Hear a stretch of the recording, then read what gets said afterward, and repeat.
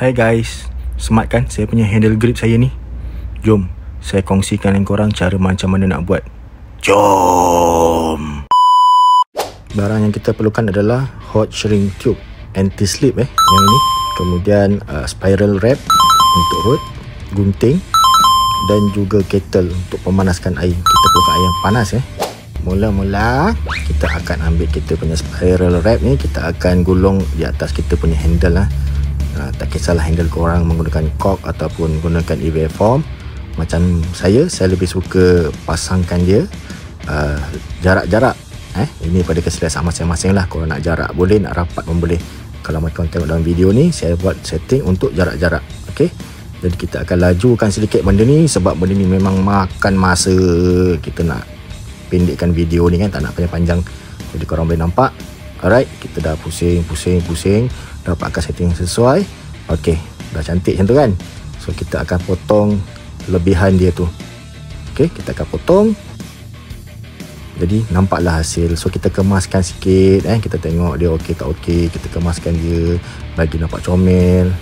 Kita pegang pun cantik. Right. Seterusnya, ambil shrink tube anti-slip korang tu, masukkan ke dalam handle. Berhati-hati jangan sampai tergerak kita punya spiral wrap tu. Tolak dia sampai ke atas. Okey. Nah, jangan laju, slow pun tak apa. Sampai atas, dan kita lebihkan sedikit untuk belah atas tu. Nanti saya akan terangkan kenapa. Okey, agak-agak saja. Dan belah bawah tu kita akan lebihkan dalam setengah inci. Biar lebih, jangan kurang. Nanti kita boleh adjust kalau sekiranya terlebih sangat lah ya. Okey, kita akan potong belah bawah. Okey, kita tarik keluar balik semula dan kita akan gunting ikut tahap mana yang kita nak. Okey, dan inilah dia untuk kita punya cover handle kita. Dah selesai step tadi tu, masukkan semula anti-slip shrink tube kita ke dalam handle balik untuk membuat final adjustment. Okey, kita tolak sampai atas. Okey, kita tolak. Cepatlah tolak. Aduh, tolak sampai atas, kita lebihkan macam biasa.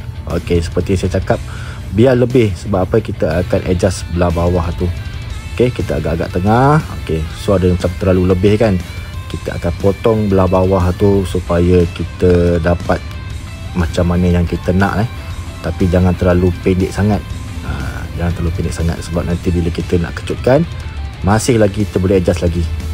Okey, ngam. Next, untuk proses kecutkan tube ni.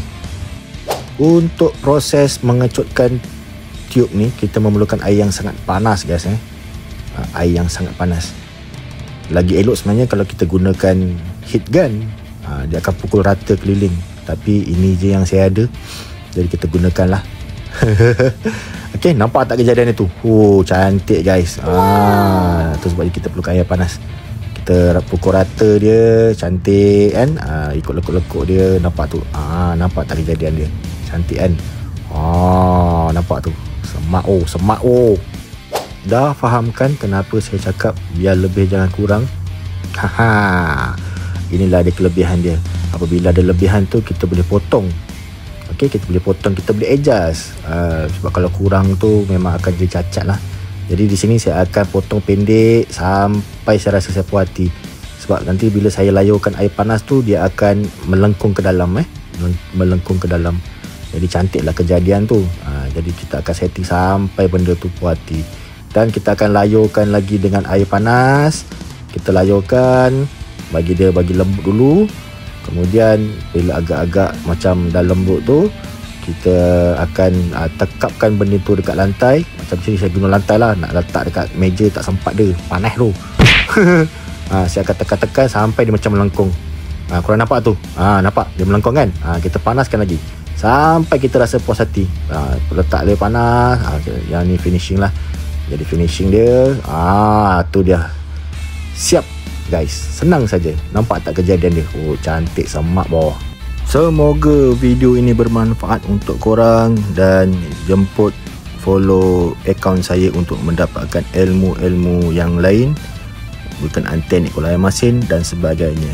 Okey, setakat itu saja video untuk kali ini. Jemput follow. Ciao.